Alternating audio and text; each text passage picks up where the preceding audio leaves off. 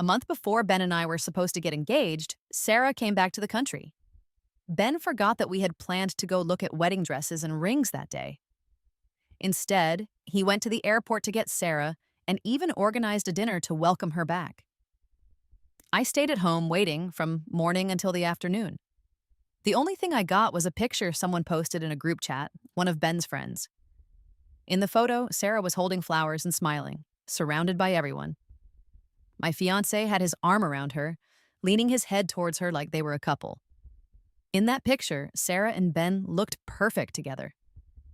Meanwhile, I, the actual fiancé, felt like I didn't belong, like I was getting in the way of their happiness. Who told you to post that picture in the group? Anna's in there too.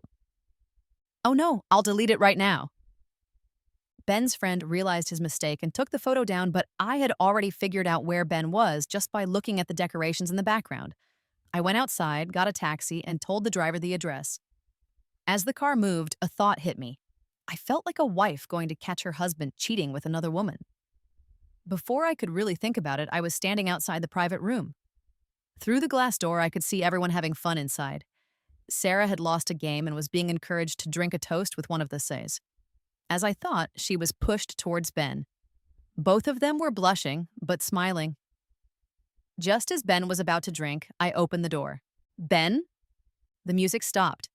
Ben's smile disappeared when he saw me. Anna, what are you doing here? One of Ben's friends asked, sounding awkward. Ben quickly recovered. Why are you here? I didn't want to cause a big fuss, so I calmly explained. We were supposed to look at wedding dresses today. I waited for you at home, but you never came. Ben seemed to remember then. He hurried over to me. I'm so sorry, Anna. I totally forgot. Let's go now. He took my hand and we started to leave. Suddenly, Sarah called out in a sad voice, Ben? Ben stopped. Sarah said, I just got back and you... She didn't finish, but her eyes said it all. Ben hesitated. Anna, Sarah just arrived today and I promised to have this dinner for her. Can we look at dresses another day? You know Sarah is a really important friend. An important friend? What kind of guy keeps a picture of his friend in a secret album on his phone or checks her Instagram every single day? I didn't want to reveal Ben's hidden feelings for Sarah. In a few days, we'd be engaged, and once that happened, I would be his wife. I forced a smile, trying to look understanding. All right. Ben looked relieved. He held my hand and asked, Anna, why don't you stay? No, the ring you ordered from me has arrived. I'll go get it. Okay, then. I turned and left. When I looked back, Ben had already gone back to the group. He and Sarah were finishing the drink I had interrupted. I heard Sarah say, Ben, I can't believe you're actually marrying Anna. It's not a marriage yet, just an engagement. If it weren't for her family pushing, Ben might not even be doing this, one of Ben's friends joked. Is that so?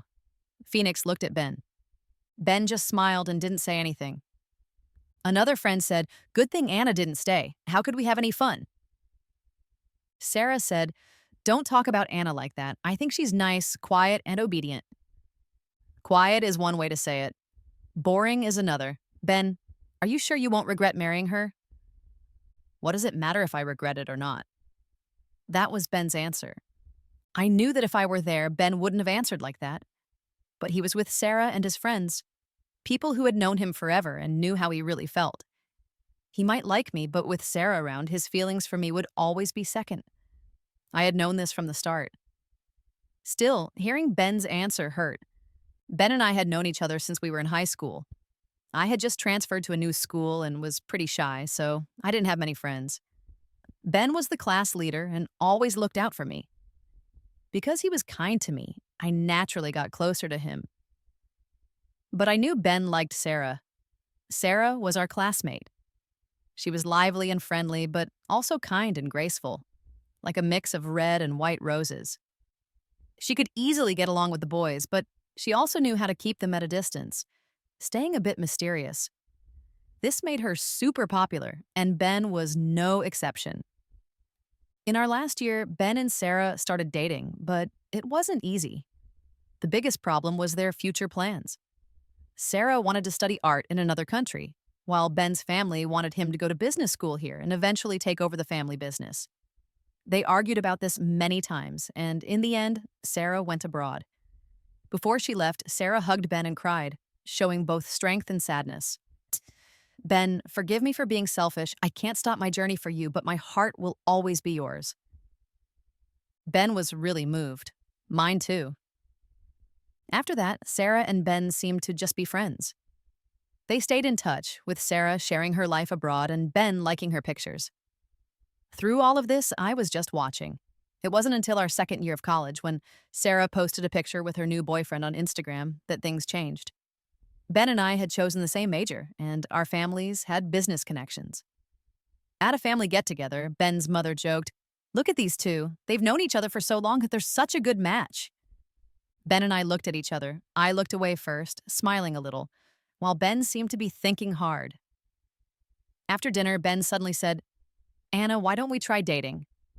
When he said that, I didn't see any love for me in his eyes. He looked at me calmly, but it felt like he was seeing someone else. All right, I agreed. Not because I was in love with him, but because I knew our family's interests matched. As the only daughter, I had to think about my family's future, and marrying someone who could help our business was a likely path. Ben's family fit that, and at the time, I liked him. Ben and I dated for 4 years. It wasn't like I had no feelings for him. Now that we were finally getting engaged, I was happy, but I hadn't expected Sarah to come back at this time. Her being here made me nervous, like a sudden problem in a well-made plan. As I walked down the hallway, lost in thought, I bumped into someone. "Sorry," I mumbled. When I looked up, I froze. The man in front of me was lighting a cigarette. The light from his lighter showed his sharp, serious face behind his glasses, but the flame went out when I bumped into him. His eyes, now darker without the light, seemed even more intense. "Mr. David?" I said, surprised to see him here. "What did you call me?" He took the cigarette out of his mouth, frowning. He was tall and slim, wearing a white shirt and black pants, with gold-rimmed glasses. Even though he looked elegant, his rolled-up sleeves showed strong, muscular forearms. So this was a man who seemed powerful. So I swallowed hard. "Big brother," the words came out of my mouth. This man was Ben's cousin, David. He was only a few years older than us, but he had already taken over the family business and was very successful. I first met him when Ben and I visited his family. Among the older relatives, David had a lot of authority. "Anna, this is my cousin David," Ben had introduced. I smiled and nodded politely, but David's expression turned cold the moment he saw me. He seemed to have some unspoken anger or dislike towards me.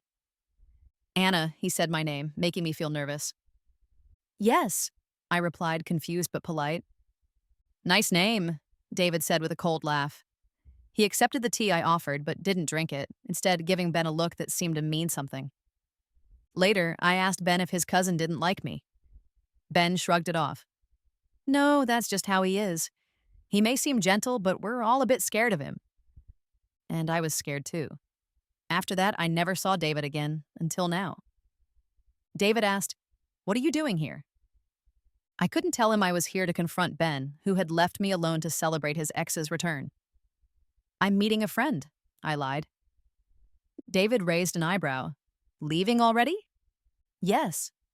"I'll take you," he said, putting his lighter away. "Let's go." His tone made it clear I couldn't argue. I followed him to his car, only realizing what was happening once I was inside. How had I just agreed to go with him? David drove without saying anything, focused on the road. After a while, he asked casually, "Where are you going?" I remembered what I had told Ben earlier, to pick up the ring. His grip on the steering wheel tightened a little. "I thought today was your dress fitting with Ben." "It was." "And where is Ben? Not with you?" "He's busy," I lied again. David glanced at me, his sharp eyes making me nervous. I avoided looking at him, and thankfully, he didn't ask more questions. He dropped me off at the mall. "Thank you," I said. But then I noticed he was getting out of the car, too. "I have some time. I'll come with you." "That's not necessary." "Let's go." I followed him into the jewelry store, where I showed the receipt for the ring Ben had ordered. The clerk quickly brought it out. "Miss, please put out your hand." As I reached out, David suddenly said, "I'll do it." He took the ring and put it on my finger. "It looks perfect on you," the clerk exclaimed. I was shocked, not sure what to think of David's gesture. Something felt strange. David held my hand, looking at it. "Do you have other options?" he asked. Both the clerk and I were surprised. "Yes, of course," the clerk said quickly, bringing out a tray of expensive rings. David looked at them and picked out a large, pink diamond. As he was about to put it on my finger, I quickly pulled my hand back. David paused, holding the ring. I forced a smile. "This one is fine, thank you." Maybe it was because I called him Big Brother, but the clerk's eyes widened as she looked between us. I asked her to pack the ring and left the store as fast as I could, not daring to look back at David. As I walked away, I realized David was still following me. "You can go back now," I said softly. David adjusted his glasses. "I'm sorry if I overstepped earlier. I just thought, as a new member of the family, you deserve the best." I relaxed a little.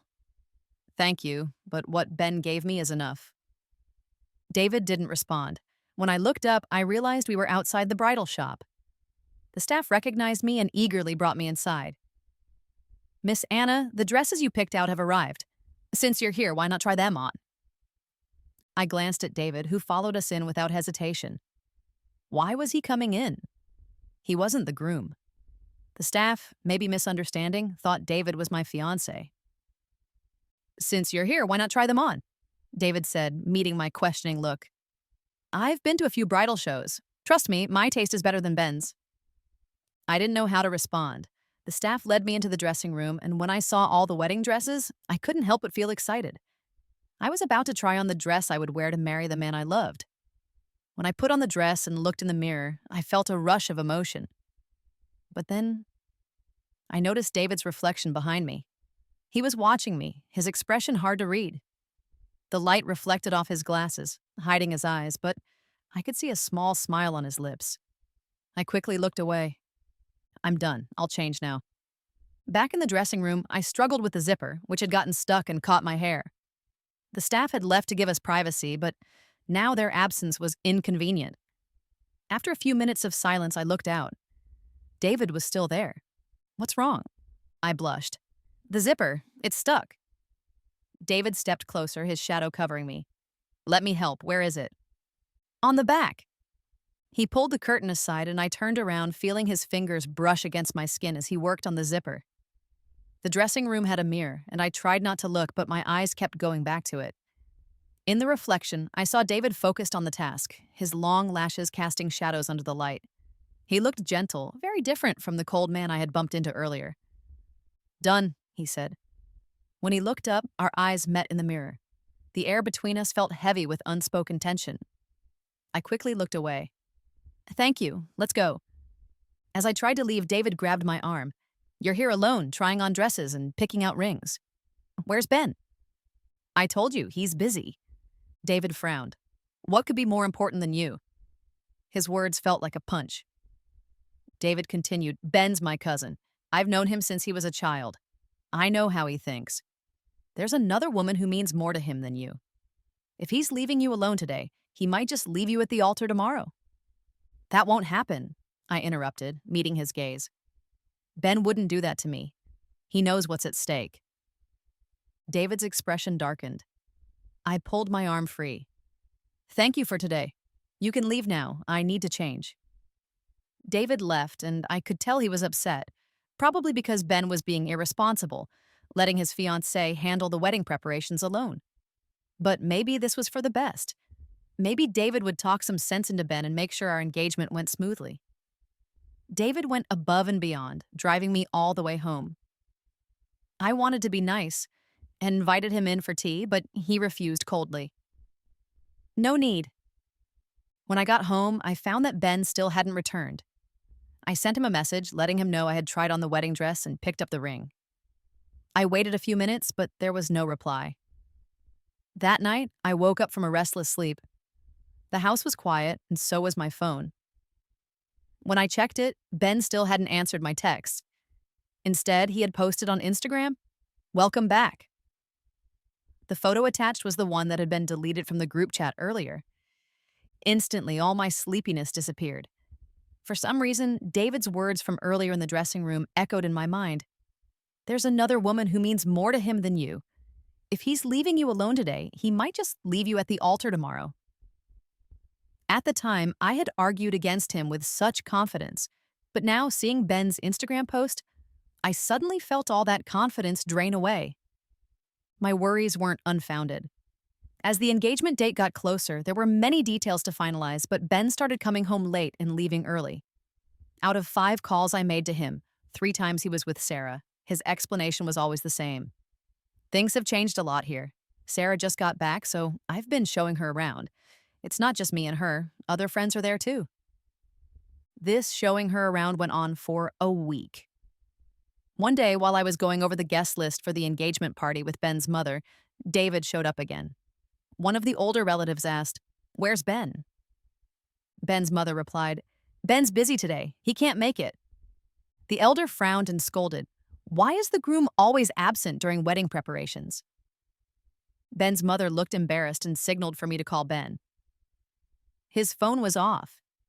Just as I was feeling stuck, David stepped in front of me. "Ben flew to another city yesterday, didn't he tell you?" I stared at David in shock. He helpfully pulled out his phone and showed me an Instagram post from Ben the night before. "Right now, I'm above everything but beneath you." The photo was of Sarah standing under a sign with that slogan, but I hadn't seen it. Ben had blocked me from viewing it. My face turned pale. David glanced at me, probably thinking I looked pitiful. He spoke up to save me from further embarrassment. "Since Ben's not here, let's finalize the guest list another day." "Fine, you young people really have no sense of planning," the elder grumbled. When Ben finally returned, his mother scolded him, and he apologized to her. "What good is apologizing to me? Go apologize to your fiancé." So Ben came to me. "Anna, I'm sorry. I was wrong. Please forgive me. Let me take you out for a nice dinner tonight." He shook my arm and rested his head on my shoulder. He had always been spoiled by his family, never quite growing up. "All right," I said with a soft smile. The moment I agreed, I felt someone watching me. I looked around but couldn't figure out who it was. I only saw David lighting a cigarette, the small wheel of his lighter clicking several times without catching fire. The day Ben took me out for dinner, the weather was awful. It was pouring rain, but he didn't want to ruin the mood and kept trying to cheer me up. Just as we were getting close to our destination, Ben's phone rang. "Ben, I'm stuck in the tunnel. It's raining so hard and my car broke down." Ben's expression changed instantly. He urgently tried to turn the car around, then remembered I was still with him. "Anna, I can't take you to dinner. Sarah's in danger." The moment I heard Sarah's voice, my heart sank. After hearing her plea, even my usually calm demeanor cracked. "If she's in danger, she should call the police, not you." My raised voice startled Ben. "What's wrong, Anna?" "Ben, I'm your girlfriend and fiancé. Why do you keep ditching me every time Sarah comes back?" I... Ben was at a loss for words. Sarah called again, her voice even more panicked this time. "Ben, the car's flooding. What do I do?" Ben didn't bother explaining further. He dropped me off at the hotel entrance. "Anna, I'll go get Sarah. You go inside and wait for me, okay? I've already reserved a table." Before I could respond, he stepped on the gas and his black car disappeared into the rain. I felt completely drained and no longer in the mood for dinner. I decided to leave, but my phone and bag were still in Ben's car. I didn't even have an umbrella. I stood at the hotel entrance, staring out at the pouring rain. "Anna!" David's voice suddenly came from behind me. He walked over, his brows furrowed. "Why are you alone here? Come inside, it's cold out." David took off his coat and draped it over my shoulders. The warmth enveloped me, and I felt tears welling up. I was both hurt and embarrassed. Why did David always seem to show up when Ben left me behind? David noticed my red, teary eyes. He opened his mouth as if to say something, but ultimately stayed silent. "Have you eaten?" I shook my head. "Let's get something to eat. I'll take you home afterward." David didn't take me home. Instead, he took me to the hospital. During dinner, I had sneezed a couple of times and started feeling feverish. David helped me register, get medicine, and settle into a hospital room. As we passed a room in the hallway, I heard a familiar voice. "Ben, thank you. I don't know what I would have done without you." "Don't say that. Here, eat something." Sarah lay pale in the hospital bed while Ben sat beside her, gently feeding her. The scene was so tender that even the woman in the next bed couldn't help but comment, "You two have such a beautiful relationship." Sarah smiled shyly and Ben remained silent but didn't correct her. I clenched my fists, fighting the urge to storm in, but I held back. I couldn't let a moment of anger ruin my engagement to Ben. I pretended not to see anything, but someone behind me didn't let it slide. "Ben, what's he doing here?" David's voice was sharp. I saw him about to march into the room and quickly grabbed his arm. "Let it go." David turned to look at me, his eyes deep and unreadable. There was confusion, but also something else. Back in my private room, David spoke up. "I think you need to reconsider your relationship with Ben." I looked at the man standing before me, my gaze steady. "The engagement is next week. I don't want any complications." "Are you really willing to marry a man who doesn't love you?" "Ben never said he doesn't love me," I insisted, feeling like I was back in the dressing room at the bridal shop. David stared at me intently. Under his gaze, I gradually faltered. "Mr. David, do you look down on me? Do you think I'm fooling myself?" David remained silent. I let out a bitter laugh, my shoulders slumping. "I need this marriage, Mr. David." "Why?" "In a month, my father's illegitimate child will be born." What kind of family did I come from? Let me put it this way. My parents were both romantics, but they didn't love each other. They loved anyone but each other. I was the product of their arranged marriage, the heir they had to produce before pursuing their own passions. After I was born, their duty was done, and they went their separate ways. I was raised by a nanny. My biological parents? I barely saw them twice a year. As a child, I deluded myself into thinking I was born out of love and hope, but as I grew up, I realized and accepted that my parents didn't love me. It led to a period of deep depression. Last year, I found out my father had started a new family. His new wife was pregnant. My father, who rarely came home, suddenly showed up, not to see me, but to change his will. He wanted to split the inheritance he had once promised solely to me, giving half to his new child. My father's decision is final, but if I marry Ben, our family's business ties might ensure I get a larger share of the assets. If I can't have love, I should at least have money, right? I said with a bitter laugh. The atmosphere in the room grew heavy. My confession had come straight from the heart, and I hadn't even realized I was crying until the tears fell. David's expression softened. "I'm sorry." "Sorry?" he said gently. His look of pity and guilt made my heart ache. He was Ben's cousin, and I was potentially his future sister-in-law. How had I just poured out my deepest insecurities to him? This wasn't like me, and it shouldn't have been. "Thank you for today. It's getting late, so you should head back," I said, regaining my composure and distancing myself. David didn't leave right away. He stayed until I finished my IV and then drove me home. During the ride, aside from a brief acknowledgement of my thanks, he didn't say much. The next day, Ben rushed home and asked if I was sick. "Anna, I'm so sorry. It's all my fault." Ben looked genuinely remorseful. To make it up to me, he stayed home for the next few days, showering me with care and attention. I suspected David had given him a talking to, and I felt even more grateful to David. Finally, the day of our engagement arrived. I was dressed in my engagement outfit, and the makeup artist kept complimenting how perfect Ben and I looked together. Ben stood behind me, and every time I looked up, I could see him in the mirror. As the ceremony time approached, Ben's phone started ringing incessantly.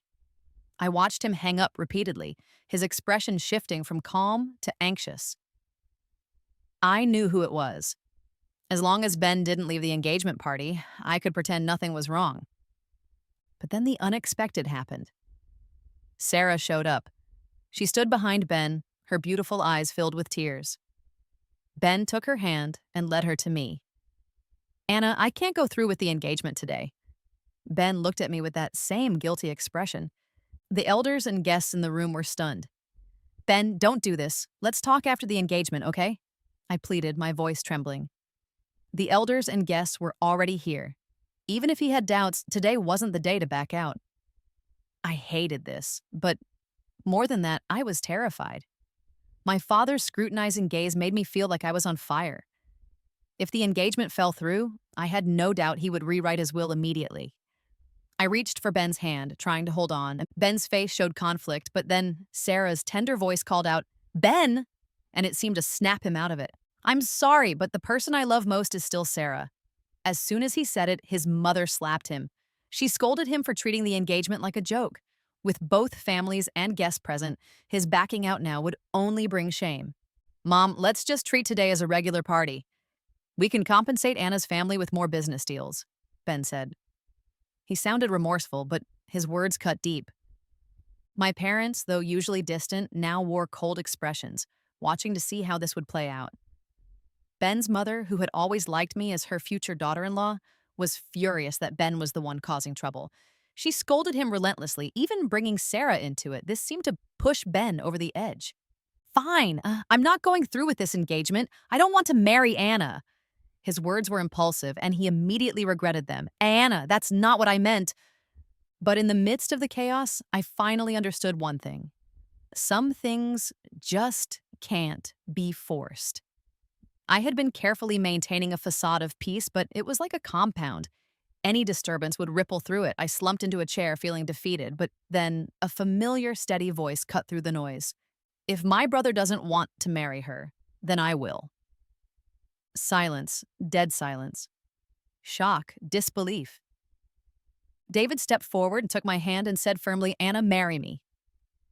His words exploded like a bomb, setting the room into a frenzy. "David, what are you saying? Anna is your brother's fiancé." "Ben just called off the engagement, didn't he?"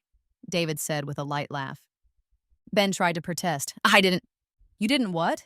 You want Anna to wait while you decide between her and Sarah? Ben, why do you think you're the only one with a choice?" Ben's face turned pale. "Today, besides the families and guests, there are also reporters. If you publicly call off the engagement now, how will they save face? Or do you want to choose Anna after all?" David's words were sharp and to the point. Between Sarah and me, Ben had always been indecisive. He had just chosen Sarah, and now he wanted to choose me? The backlash would be unbearable. David suggested that to minimize the fallout, we should change the engagement from Ben and me to him and me. But the names on the list are... Names can be changed. We'll come up with a reason. Who would dare question it? It's better than making a scene now. David's tone was calm, but carried an undeniable authority. He had the respect and power in the family, and they needed him to steer the ship. After a moment of consideration, the elders on his side agreed. My parents, after weighing the pros and cons, also gave their silent approval. David didn't pay them much attention. Instead, he turned his gaze back to me. "Anna, what about you? Will you marry me?" David's eyes were intense, but unlike his commanding voice earlier, there was a hint of nervousness in his gaze. When I didn't respond immediately, that nervousness seemed to grow. In that moment, my mind was a complete mess. But when I met David's steady, reassuring eyes, I instinctively said, "Yes." David let out a breath of relief. His eyes softened, and a warm light seemed to shine in them. David moved quickly. Within half an hour, everything at the engagement venue with mine and Ben's names on it was replaced. The waiting guests were confused but didn't dare question it. When David and I walked in arm, the room buzzed with whispers, but everyone was smart enough to realize something had happened, so despite the gossip, they offered their congratulations. Ben looked pale and defeated, especially when David hinted that everyone should address me as Mrs. David. He stared blankly at our interactions, still in shock. Honestly, I was just as stunned. I followed David's lead throughout the event. He held me close, his arm around my waist, but it never felt inappropriate. He introduced me to his family and the guests, and after the engagement party, he immediately whisked me away on a honeymoon to escape the chaos. His excuse was, "There's new business overseas. I'll take you with me, and we can relax while we're there." Before I knew it, I was sitting on a bench in front of a famous church, feeding pigeons in the snow. David, having just finished a meeting, came to take me to lunch. He held a black umbrella over me, shielding me from the snow. "What do you feel like eating?" "Anything's fine." My response was polite but distant. But when a car splashed water near us, David pulled me closer to his side. In that moment, my breath caught. It wasn't that I disliked it, but I still hadn't fully processed that I was now David's fiancé. In my mind, he was still Ben's cousin. Be careful! Thank you. You're welcome, David responded politely. Maybe I wasn't the only one struggling to adjust to this new dynamic. I quietly sighed in relief, thinking David hadn't noticed my awkwardness. We continued walking, but David didn't let go of my shoulder. I wanted to remind him, but didn't know how to bring it up. I glanced up at him. He was focused on holding the umbrella, his lashes dusted with snowflakes. In the cold weather, his gaze and his embrace felt warm and comforting. David always sets aside a day each week to explore the city with me.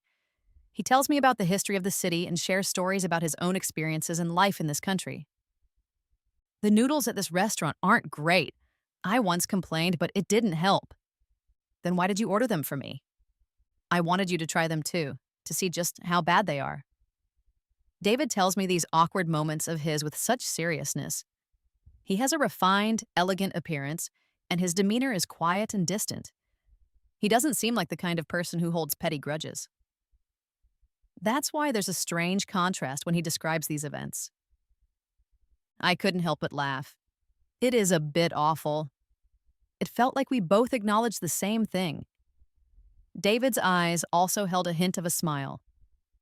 That night, as we were about to go to sleep, David suddenly said, "Anna, you should smile like you did today." I froze. When I first arrived here, I was still caught up in the turmoil and sadness of the recent changes. Even when facing David, I couldn't hide it well. My smiles always felt a little forced. But David's words suddenly made me realize it seemed that for several days I hadn't thought about the annulment, and now that I did, it didn't affect my mood anymore. It was because of David. I felt a slight sense of gratitude in my heart. Thank you. David's gaze softened slightly as he reached out to brush a stray lock of hair behind my ear, his eyes trailing from my eyes to my lips. Can I kiss you? The atmosphere immediately turned more intimate. Before I could even react, his kiss landed, soft and light, but lingering a bit longer than expected. Good night, he said softly. That night, I had a dream I couldn't describe. When I woke up, I was flustered around David, completely forgetting about Ben. I stayed with David for 2 months. As Christmas approached, we returned home for the holidays. His family had arranged a family dinner. We went there as soon as we landed. When we opened the door, I saw many familiar faces, but things were different now. After all, I had come with Ben before. Who would have thought that just a few months later, I would be here with David instead of Ben? Don't be nervous, sit next to me later, David gently reassured me. I felt a little more at ease. David held a lot of influence in his family, so I sat beside him at the seat of honor. Across from me, diagonally, was Ben. He was alone. Compared to our last meeting 2 months ago, he looked more haggard and worn out. When he noticed me looking at him, Ben's eyes brightened, but then he hesitated. It seemed like he wanted to greet me, but before he could speak, David suddenly called my name. Anna, I turned to look at him. David smiled faintly. Have some soup first. Okay, I nodded in response. Out of the corner of my eye, I saw Ben's expression grow dim and bitter. After the family dinner, it was already late, and an elder asked if we wanted to go home to sleep or stay there. I subconsciously glanced at David. He had just had a drink. We'll go home to sleep, David said. He stood up, draping his coat over my shoulders, taking my hand and saying goodbye to everyone one by one. Once we were outside, I couldn't help but ask David, I thought you'd suggest staying here. You wouldn't want that. I didn't expect him to have noticed. The driver pulled up in front of us. David and I got into the back seat. There was traffic, and with David having drunk, the stop-and-go motion made him frown in discomfort. David, are you okay? Yeah. His response was brief, and I could tell he was holding back. The driver rolled down the window to let some air in. David rested his head on my shoulder.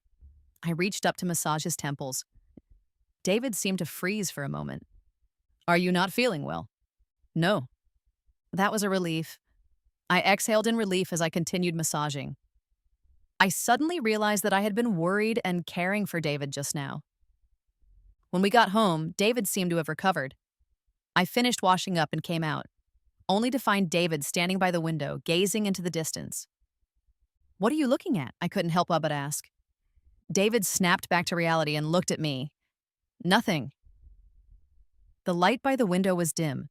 David's eyes behind his glasses were deep with an unreadable emotion. I was puzzled and glanced out the window. There was a black car parked downstairs, inconspicuous, but I furrowed my brow. Just then, David suddenly called me. Anna, I instinctively responded. David suddenly lifted my chin. He took off his glasses and his kiss came swiftly, hot and overwhelming.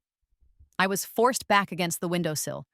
With nothing to lean against, I could only hold on to his waist. When the kiss ended, David pulled back, but his breath still lingered on me. I could clearly see the desire in his eyes, as dark and deep as a pool. Can we? My heart dropped and then raced faster. I swallowed hard and nodded. David kissed me again. He held me tight around the waist and his other hand reached out.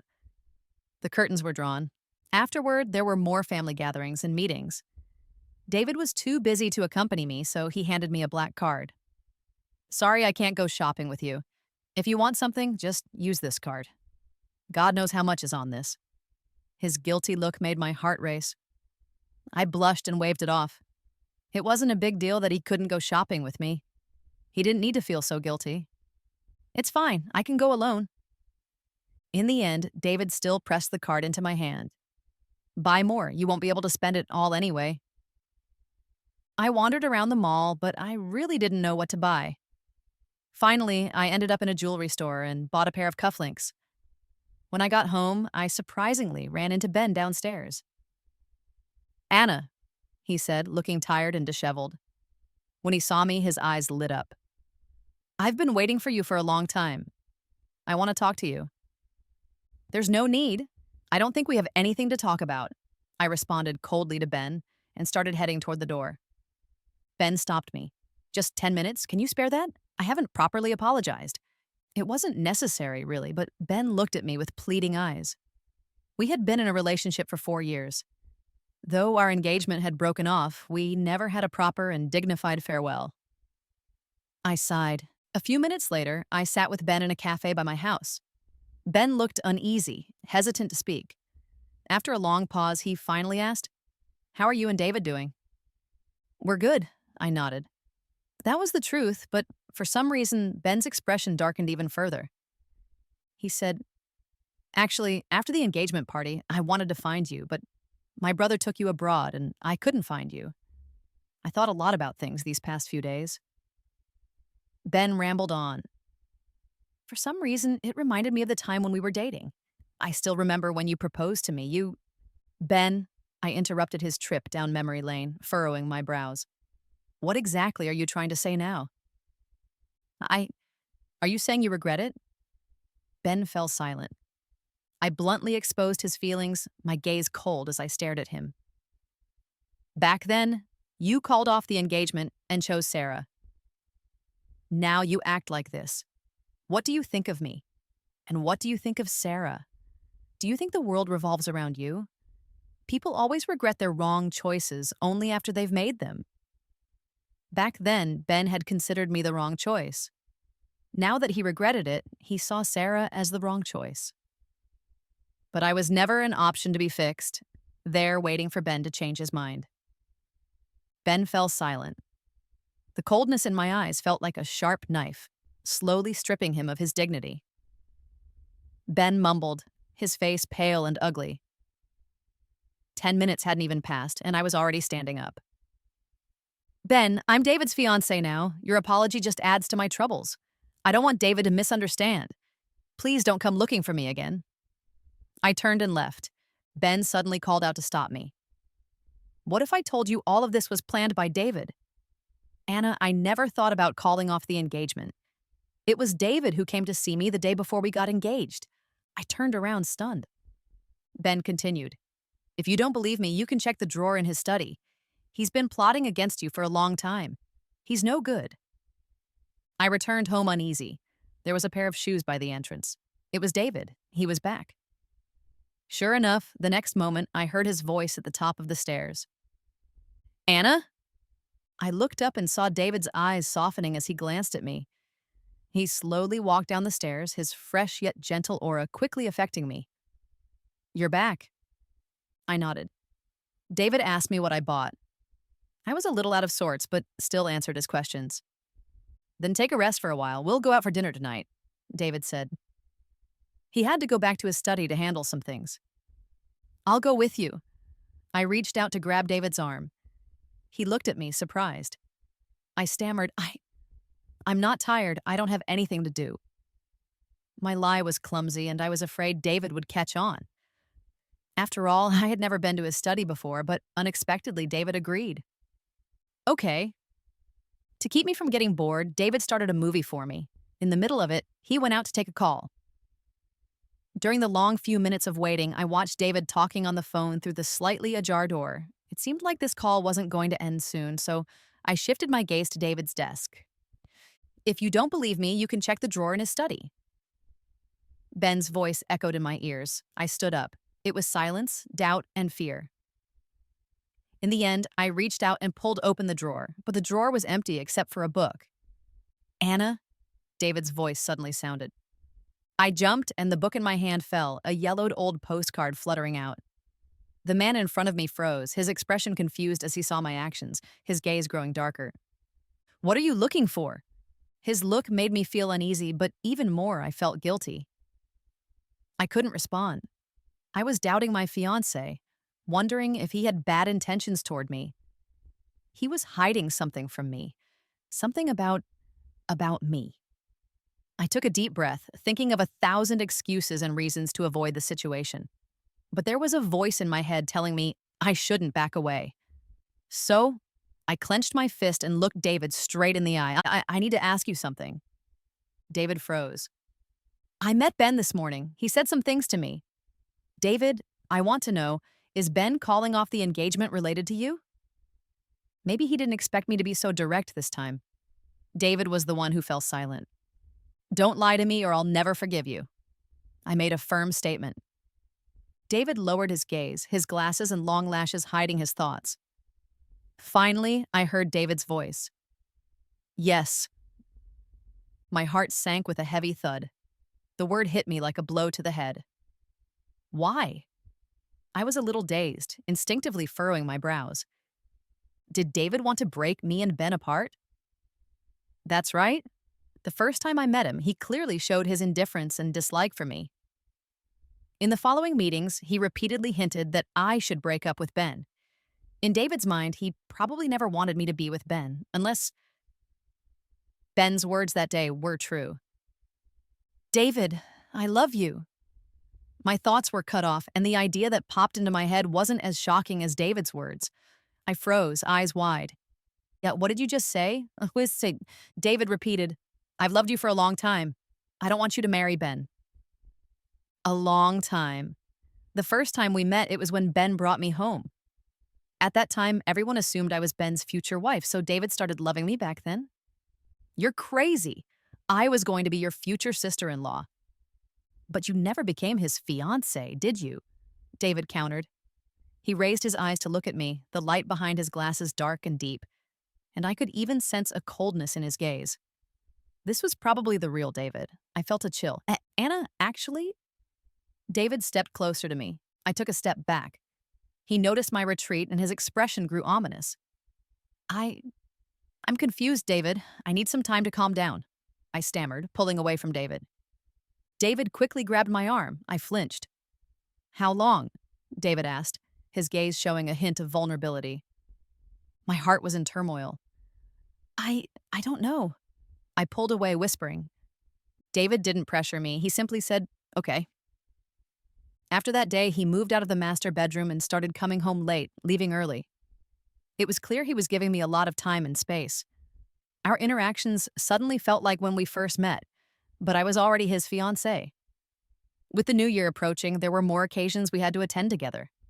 Some I could avoid, but for the ones I couldn't, I had no choice but to pretend everything was fine with David. Others couldn't tell there was tension between David and me, except for Ben. Ben guessed something was wrong between me and David and started being more attentive. Though I was still upset and conflicted with David, Ben's behavior bothered me even more. I refused him bluntly several times, but each time he found a reason to brush me off, until one night, after family dinner, David had to leave early. He glanced at me as if he wanted to ask me something. Before he could say anything, Ben spoke up. Then I'll take Anna home. I instinctively looked at David. David lowered his gaze, lips pressed together, clearly unwilling, but he coldly replied, "Whatever." After he said that and was about to leave, I stopped him. "No need. I'll go back with David." I directly rejected Ben. Both men froze for a moment. I saw a flash of disappointment in Ben's eyes.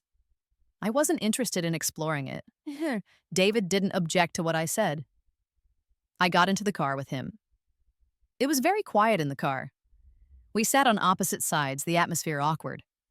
After a while, David asked, "Why didn't you let Ben take you?" "Do you want him to?" I retorted. David was speechless, turned his head, and fell silent again. I sighed. "Actually, I need to talk to you." Bang! Before I could finish my sentence, a sudden, powerful force slammed into the car, pushing it backward. As everything went dark, I could only see David instinctively shielding me. The icy road was slippery. After the family dinner, David and I were in a minor car accident. Ben arrived at the hospital, rushing to find me. "Anna, are you all right?" He grabbed my hand, anxious and worried, momentarily forgetting his identity and place until I pulled my hand away. "I'm fine. I really was fine. Thanks to the airbags and David's protection, I wasn't injured. David was affected more than I was. The doctor was checking on him, and he probably wouldn't be out for a while." I thought for a moment, then decided I should clarify things with Ben. "Ben, tonight I was planning to talk to David first and then to you." Ben looked at me, his eyes filled with anticipation and brightness, but with my calm and serious tone, he seemed confused and lost. "What do you want to talk to me about?" "You must have noticed something's wrong between me and David these past few days. Maybe you're right. He has interfered in things between us. But the reason for our broken engagement shouldn't all fall on him." I looked at him quietly, speaking softly. "After that, I went to find Sarah." Ben's breathing became lighter. One person's one-sided words are always easy to mislead. I needed to search for the truth, so I had to listen to multiple perspectives. After David and I got engaged, a conflict quickly arose between Sarah and Ben.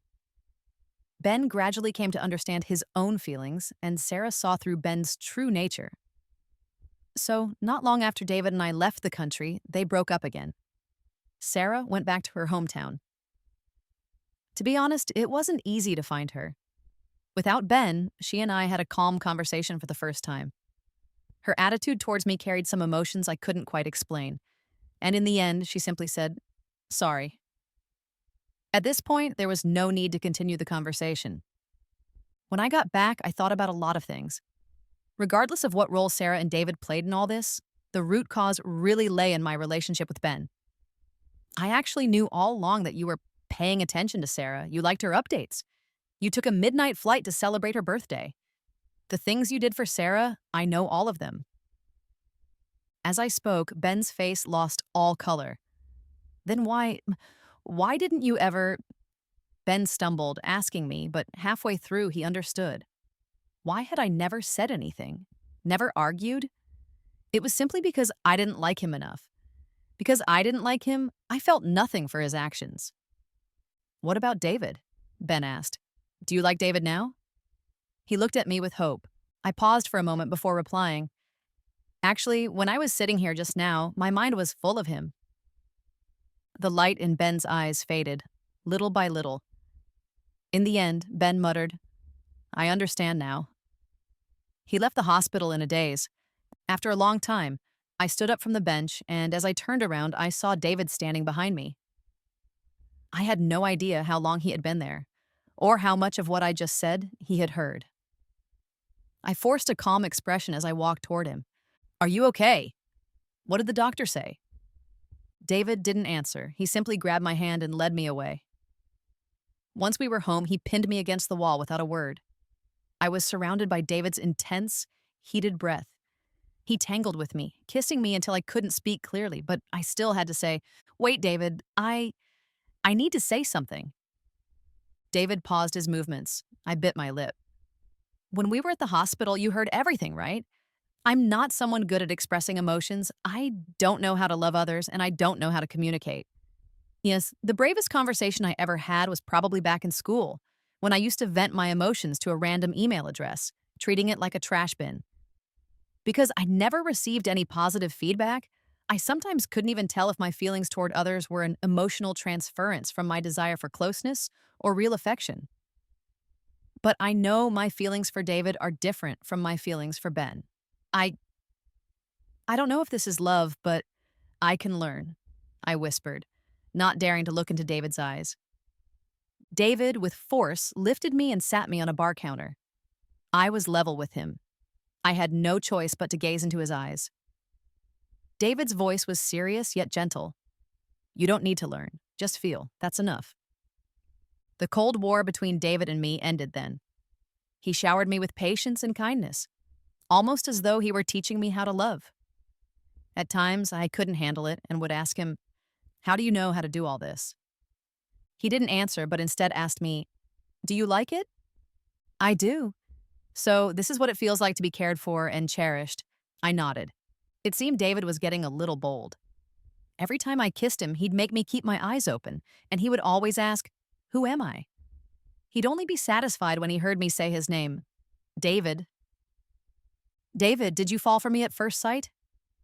I couldn't help but wonder if he was just attracted to my looks, but then again, David didn't seem like the shallow type. It wasn't until after we got married that someone in our high school class group suggested a reunion.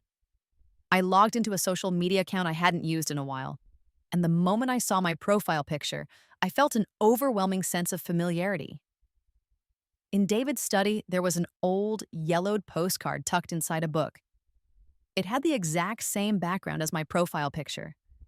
I was surprised and followed the trail. Then, I saw the many spam emails I had sent when I was younger. Suddenly, I realized that email address I'd treated as a trash bin. Could it have been David's? David's perspective. When I was starting my business in college, I created an email account specifically for sending advertisements. One day, I found a strange personal email in that inbox. It was from a young girl confessing her feelings. Every 2 or 3 days, she'd write a new email. There wasn't much in each email, just some of the difficulties she was facing. I could tell from her writing that she was still young. I thought it was just typical teenage melodrama and didn't pay much attention to it. I let the emails keep coming. I had no intention of snooping and even thought that if she didn't get a reply, she'd eventually realize she'd sent her messages to the wrong inbox and stop. But to my surprise, she kept writing for a whole year. Eventually, I realized she hadn't expected a reply at all. She was using that advertisement email as a place to vent her emotions. Time passed, and I got so used to it that I could tell it was her whenever I heard a new email notification. Until one day, I realized I hadn't received a message from her in a while. I wondered if something had happened to her. I opened her last email. She wrote that she had developed depression due to some reasons and had taken a break from school. Unlike before, I could feel her despair even through the screen.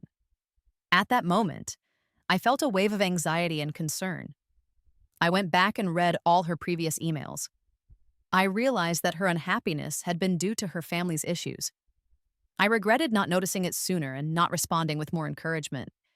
I thought maybe if I had done that, things wouldn't have turned out this way. I decided to write her back and ask how she was doing. I thought for a long time, unsure of how to begin. In the end, I just sent a postcard. It was a photo I had taken during a trip of the sun shining on a mountain. Because I liked it, I added a quote. No matter how long the nightmare lasts, the morning sun will always tear it apart. I hoped she would understand what I meant. But unfortunately, like all my countless spam emails, that postcard also vanished into the void without a response. Later, I went to my cousin's parent-teacher conference, and the teacher added me to a group.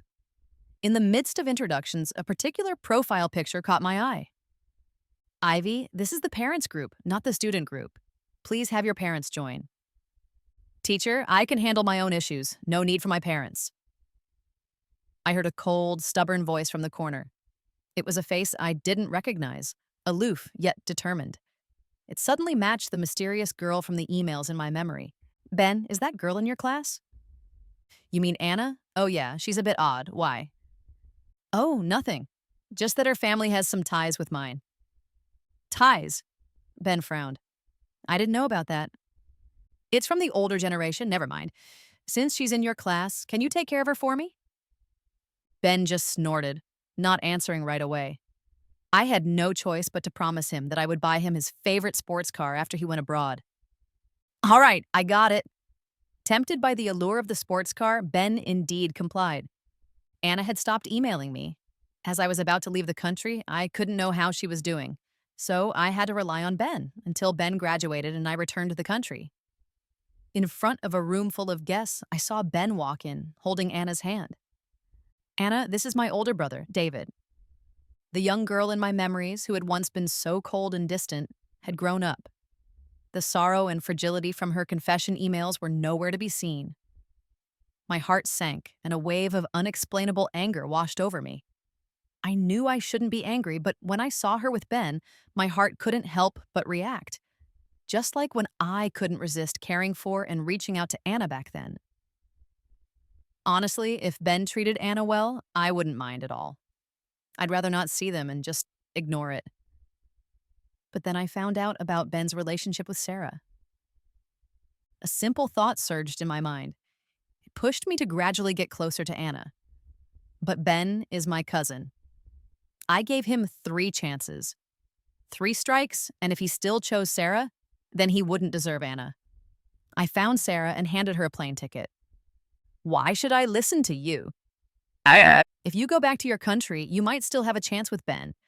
If you stay here, then after Ben gets engaged, I will make sure nothing stands in the way of his marriage. Provoked by my words, Sarah chose to return to her country. But I knew these things couldn't be hidden for long. Soon, Ben and Anna would know the truth. Ben was the first to find me. He confronted me, asking why I was breaking up him and Anna. How could you take advantage of the situation? Weren't you the one who took advantage of the situation first? I countered. Ben's face paled, as if remembering something. Soon, Anna found out too. I was anxious and confused, yet when the car crash happened, I instinctively reached out to protect her. Anna, when will you realize that I was the first to meet you and fall for you?